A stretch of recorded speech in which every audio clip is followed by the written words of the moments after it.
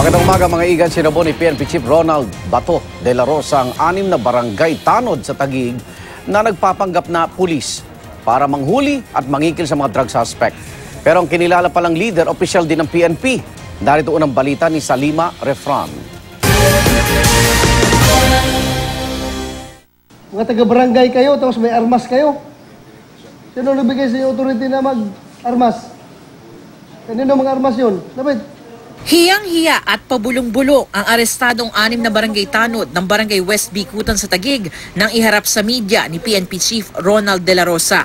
Arestado sina Reggie Aldrales, Bobby Tejero, Rolly Barcelo, Antonio Bonitea, Antonio Bagao at Stephanie Villanueva para sa reklamong kidnapping at extortion.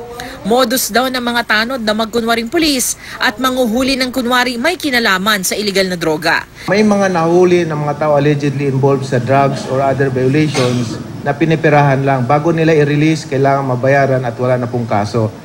Noong isang linggo, inresto ng Peking Police ang isang truck driver at kanyang pahinante. Hininga ng pera ang kanilang mga kaanak para sa kanilang kalayaan. Hinihingi sila sa amin ng ransom na 50,000 hanggang sa bubaba ng 30 hanggang 10K.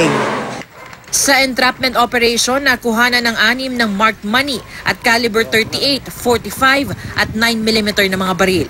Sa follow-up operation, napag-alamang ang commander ng Taguig PCP Station 1 na si Senior Inspector Cesar Espejo ang utak ng grupo.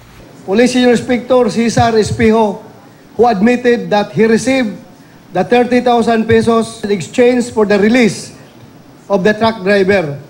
Accordingly, he took the 5,000 pesos and gave to certain big boy the remaining 25,000 pesos for the boys. Nahaharap sila sa reklamong kidnapping at extortion. Bukod dito, kakaharapin din ni Espejo ang mga kasong administratibo. Para sa unang balita, Salima Refran reporting.